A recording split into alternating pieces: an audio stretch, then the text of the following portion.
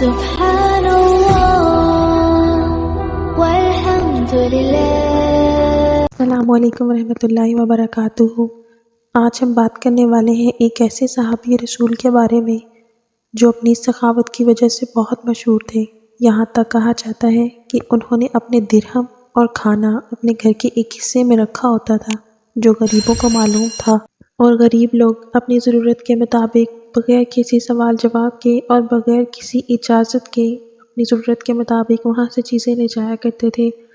یہ کہانی ہے ایک ایسے صحابی رسول کے بارے میں جن کے بارے میں ہم میں سے بہت سے کم لوگ جانتے ہیں، جن کا نام ہے خباب بن ارت۔ ویڈیو کے اینڈ میں ہم بات کریں گے کہ حضرت خباب پر ان کی مالکہ ام انمار نے جو ظلم کیا اس کا بدلہ اللہ تعالیٰ نے کیسے اسے دنیا میں دیا۔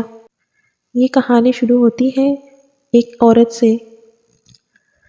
مکہ میں ام انمار نامی ایک عورت جو قبیلہ خزرج سے تعلق رکھتی تھی رہا کرتی تھی۔ وہ شہر کے غلام بازار میں گئی۔ وہ چاہتی تھی کہ اپنے لیے ایک غلام خریدے جس کو استعمال میں لا کر وہ معاشی فائدہ حاصل کر سکے۔ وہاں پر اس نے بہت سے غلاموں کے چہرے دیکھے جنہیں فروخت کے لیے اسے دکھایا گیا تھا۔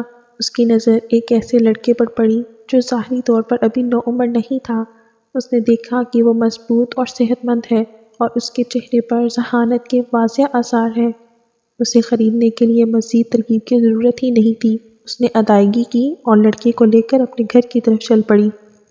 گھر جاتے ہوئے اس نے اس لڑکے سے چند سوالات کیے کہ تمہارا نام کیا ہے اور تمہارے باپ کا کیا نام ہے، جس پر اس لڑکے نے اسے بتایا کہ میرا نام خباب بن ارت ہے۔ پھر اس نے اس سے پوچھا کہ تم کہاں سے آئے ہو، جس میں اس لڑکے نے جواب دیا کہ میں نجد سے۔ اگلا سوال جو اس عورت نے پوچھا وہ یہ تھا کہ پھر تو تم عرب ہو۔ انہوں نے کہا ہاں، میں بنو تمیم سے ہوں۔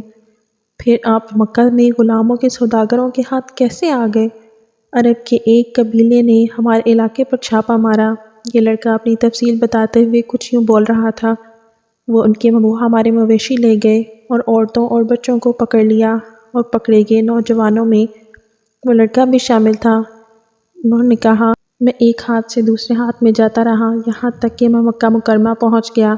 ام انمار نے نوجوانوں کو مکہ مکرمہ کے لوہاروں میں سے ایک کے پاس تلواریں بنانے کا فن سیکھنے کے لیے بٹھا دیا، اور وہ نوجوان جن کا نام خباب بن ارت تھا تیزی سے سیکھ گئے اور جلد ہی پیشے کے ماہر بن گئے۔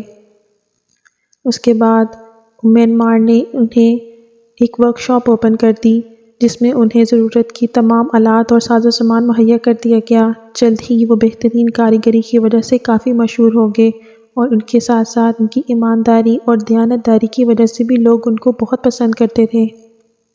ام انمار نے ان کے ذریعے بہت زیادہ منافع حاصل کیا اور ان کی صلاحیتوں سے بھرپور استفادہ کیا۔ اپنی جوانی کے باوجود خباب نے منفرد ذہانت اور حکمت کا مظاہرہ کیا۔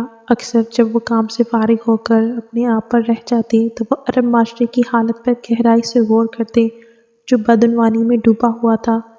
وہ بے مقصد آوارہ گردی، جہالت اور ظلم و ستم دیکھ کر حیران رہ جاتے اور سوچتے اس تاریکی کے بعد ایک صبح ضرور آئے گی۔ لیکن ساتھ ہی ان کے ذہن میں ایک اور سوال بھی آتا کہ کیا وہ اس نئی روشنی کو دیکھنے کے لیے زندہ رہ پائیں گے؟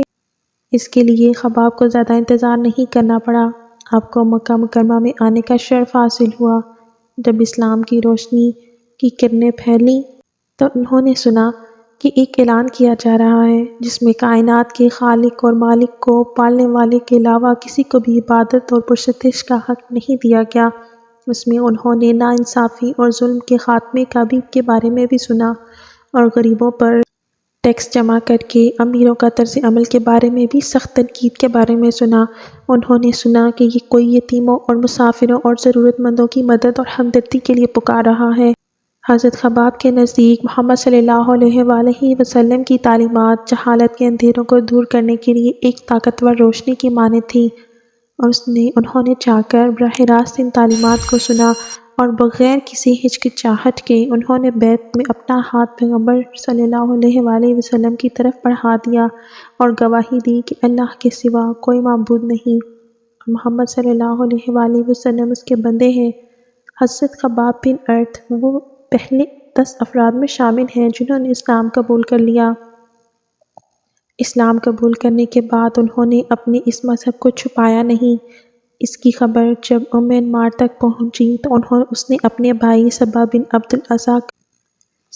عبد العزا کو ان کے کچھ ساتھیوں کے ہمراہ حضرت خباب کی طرف روانہ کیا، جس پر انہوں نے جا کر ان سے پوچھا کہ حقیقت کیا ہے۔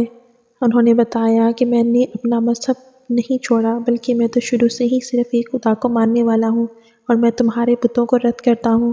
میرا ایمان ہے کہ محمد صلی اللہ علیہ وآلہ وسلم اللہ کے بندے ہیں اور اس کے رسول ہیں۔ خباب نے یہ الفاظ کہے ہی تھے کہ صبا اور اس کے گروہ نے ان پر حملہ کر دیا۔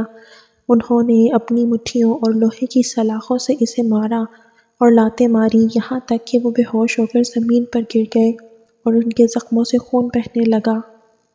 انہوں نے یہاں پر بس نہیں کیا، بلکہ ان کو مزید سزا دینے کے لیے جب سورج اپنی آب و تاب پر ہوتا تو وہ انہیں کپڑے اتار کر لوہے کی زرہ بنا کر زمین پر لٹا دیتے اور شدید گرمی میں ان کی کھال اکڑ جاتی اور ٹکر مارنے والے جسم بے حال ہو جاتا۔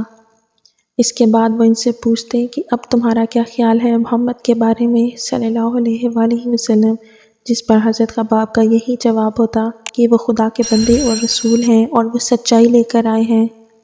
اس پر وہ انہیں اور بھی زیادہ مارتے، ان پر اور غصہ کرتے۔ انمار کا خباب کے ساتھ غیر انسانی سلوک اپنے بھائی سے کم نہیں تھا۔ ایک دفعہ نبی کریم صلی اللہ علیہ وآلہ وسلم ان کی ورک شاپ میں خباب کے سے بات کر رہے تھے تو وہ غصے میں اندھی ہو گئی۔ اس کے بعد اس نے ہر روز کئی دنوں تک خباب کی ورک شاپ میں جاتی اور بٹی سے سرخ گرم لوہا ان کے سر پر رکھ کر انہیں سزا دیتی۔ اتنی اذیت کہ وہ ناقابل برداشت تھی اور وہ تو اکثر بے ہوش ہو جایا کرتے تھے۔ حضرت خباب کے پاس واحد سہارا صرف اور صرف حضرت خباب کو نجات اس مصیبت سے اس وقت ملی جب حضرت محمد صلی اللہ علیہ وآلہ وسلم نے اپنے صحابہ کو مدینہ کی طرف ہجرت کرنے کی اجازت دی۔ لیکن اس سے پہلے انمار خود ایک خوفناک بیماری میں مبتلا ہو گئی، جس کی وجہ سے اس کے سر میں شدید درد رہتا تھا، اور کسی حکیم نے اس کا علاج یہ بتایا کہ اس کے سر کو داغنا ہوگا، جس کے لیے گرم لوہے کو ان کے سر پر رکھنا ہوگا۔ ایسا کرنے کے لیے اس نے حضرت خباب کا انتخاب تو گویا اللہ تعالیٰ نے جو سزا حضرت خباب کو ان کے مالک کی طرف سے ملتی تھی، وہی کام حضرت خباب کو کرنا پڑا، اپنے مالک کے سر پر گرم لوہا رکھنا پڑا۔ اللہ تعالیٰ نے حضرت خباب کا بدلہ دنیا میں ہی لے لیا۔ ایک مرتبہ دوران خلافت حضرت عمر حضرت خباب سے ملنے گئے۔ وہ ایک مجلس میں تھے۔ انہوں نے ان الفاظ میں سلام کیا کہ اس مجلس میں بلال کے علاوہ تم سے زیادہ حقدار۔ حضرت عمر ان کے اوپر کیے جانے والے ظلم کا تذکرہ سن کر اکثر گھبرا جایا کرتے تھے۔ اپنی زندگی کے آخری دور میں خباب کو ایسی دولت نصیب ہوئی جس کا انہوں نے پہلے کبھی خواب بھی نہیں دیکھا ہوگا۔ اس کے باوجود انہوں نے اس دولت کو جس تصرف سے استعمال کیا، اس سے وہ ہمیشہ خدا کے سامنے جواب دہی سے ڈرتے۔ ان کی وفات کے بعد خلیفہ علی ابن ابو طالب رضی اللہ تعالیٰ عنہ ان کی قبر پر کھڑے ہوئے اور فرمایا، خدا خباب پر رحم کرے، اس نے دل سے اسلام قبول کیا، اس نے خوشی سے ہجرت کی، اس نے ایک مجاہد کی حیثیت سے زندگی گزاری، اور خدا کسی نیکی کرنے والے کا اجر ہرگز نہیں روکے گا۔ اپنی نیکسٹ ویڈیو میں ہم بات کریں گے جب حضرت محمد صلی اللہ علیہ وآلہ وسلم نے چاند کے 2 ٹکڑے کر دیے۔ جزاک اللہ خیر۔